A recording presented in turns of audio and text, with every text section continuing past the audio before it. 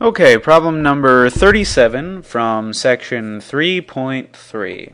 And it says, part A, find all the critical numbers of f, if any. So let's start off with that.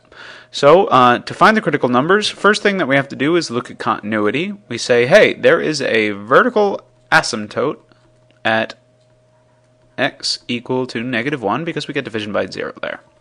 So our function is not continuous there, so we have to keep that in mind. So we obviously can't take a derivative at x equal to -1, so therefore there can't be a critical number there because it's not differentiable there. So f prime of x will be, well, we use our quotient rule, right? So our denominator will be x plus 1 squared. Our numerator will be down, x plus 1, d up. So the derivative of this will be 2x minus 2 minus up, x squared minus 2x plus 1 times d down. D down is just 1. This will be equal to, alright, we'll simplify. 1 times this is just that. We have to remember that we have to distribute this negative on that second term. So it'll be minus x squared plus 2x minus 1. That's the second term. This first term will be, first outside, inside, last, 2x squared minus 2x plus 2x. Hey, they cancel. That's nice. And then finally, well, I'll write that out. Minus 2x plus 2x minus 2 over x plus 1 quantity squared.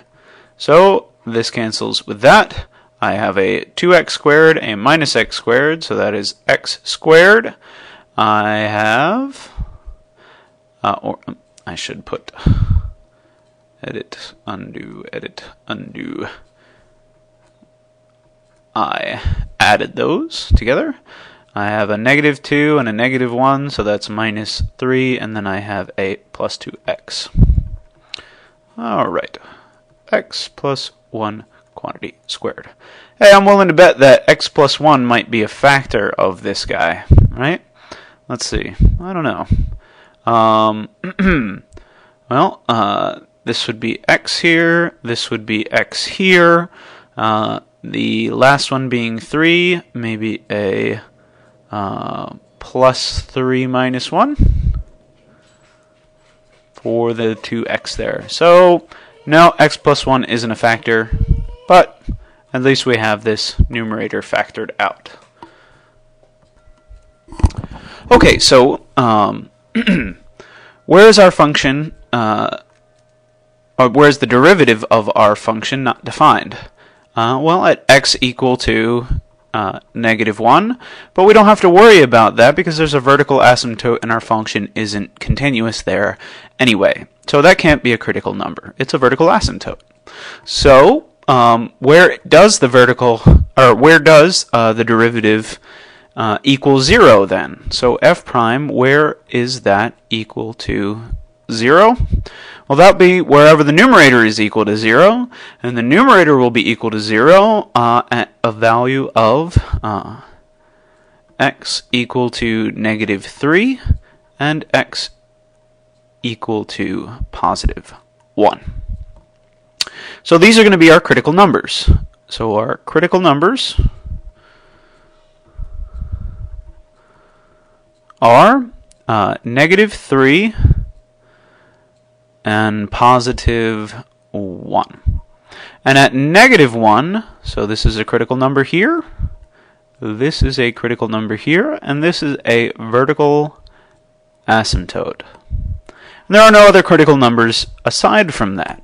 So the 1, 2, 3, 4 different intervals that I'm going to look at will be from -infinity to -3, between -3 and -1, from -1 to +1, and from 1 to +2. infinity.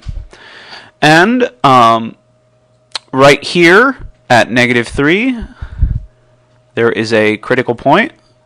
So it will have a 0 rate of change because my derivative is equal to 0 here. There is a vertical asymptote right here, meaning that my function will diverge either up to positive infinity or down to negative infinity, depending on whether or not the function is increasing or decreasing on this interval. Same with over here. As you get closer and closer to this vertical asymptote, it will either diverge to positive or negative infinity, depending on whether or not the function is increasing or decreasing. There is a critical point right here where the rate of change of my function will be equal to 0, right at x equal to +1. And then it will, I have my last interval here from 1 to infinity. So I just have to choose a test point. So my test point for this interval, let's allow it to be, I don't know, I'm only looking at the sign, so I could let it be anything. Let's let it be 1 billion, right? 1 billion plus 3. Excuse me, -1 billion. -1 billion plus 3, that's going to be negative. Then, and I'm looking at right now, let me add a layer here, these quantities that occur in the derivative, right? So 1 billion, or -1 billion plus 3 is going to be negative. -1 billion minus 1, hey, also negative.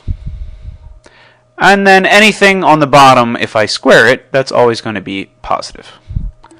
So, in all the rest of these, it will also be positive, positive, and positive in the denominator.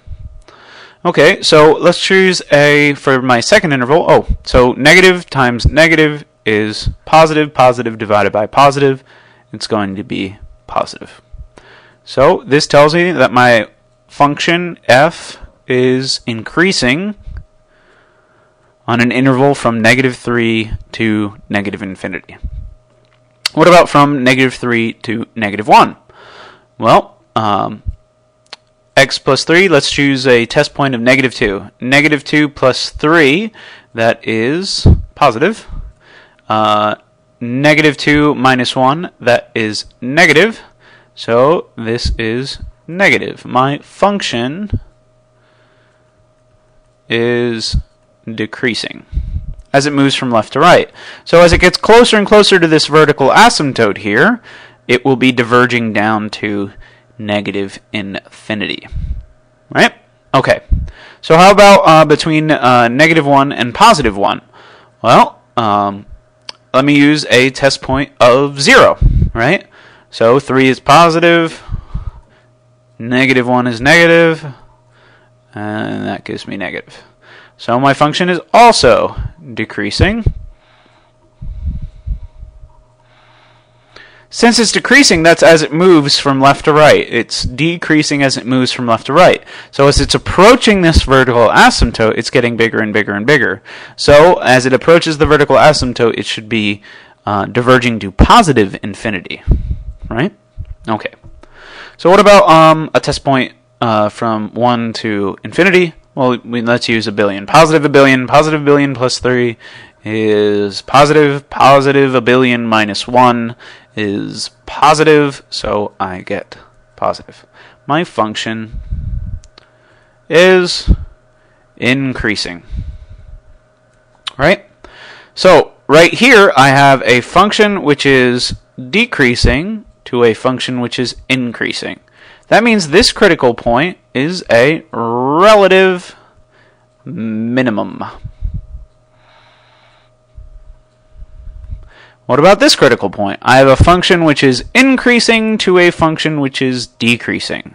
That means that this critical point must be a relative maximum. Right? And that's what the directions probably ask for, right? So we have in question number 37, it says find the critical numbers, f if any, find the open intervals on where the function is increasing or decreasing, apply the first derivative test to identify all the relative extrema, right? Where this is our first derivative test. That's what it says, first derivative test. Says, find a critical point and then find out whether it is increasing or decreasing on either side of it, and if it goes from positive to negative, that means that you have a function which is increasing to decreasing, gives you a relative max. And kind of the inverse statements there, or converse statements there for relative min. And then part D, use a graphing utility to confirm your results. That's an excellent idea. Let's use a graphing utility to confirm our results. So here I have my little gcalc.org Java calculator, and I put in my function definition, which is right here. And it is, I remember that I include in the numerator grouping symbols, so I can tell the calculator, hey, this whole thing is in the numerator, and I include grouping symbols around the denominator, saying that this whole thing is in the denominator, so that's good. And I'm going from negative 10 to positive 10, and let's pause this for a second. Okay, and I'll increase my little y scale there so we can kind of see. So here I have a vertical asymptote, right, at x equal to negative 1, right? I have a critical point that is right about here or so, at about negative 3. Let's see what our analysis said, right? Yes, right at negative 3. There is a critical point, right at positive 1. There is another critical point, and from negative infinity to positive, from negative infinity to negative 3, our function is increasing. Then it turns around and becomes decreasing from negative 3 to negative 1. Then our function is decreasing on the interval from negative 1 to positive 1. Then it turns around, and here we have a relative minimum, here we have a relative maximum, and then from 1 to positive infinity, our function begins increasing again. And that's exactly what we...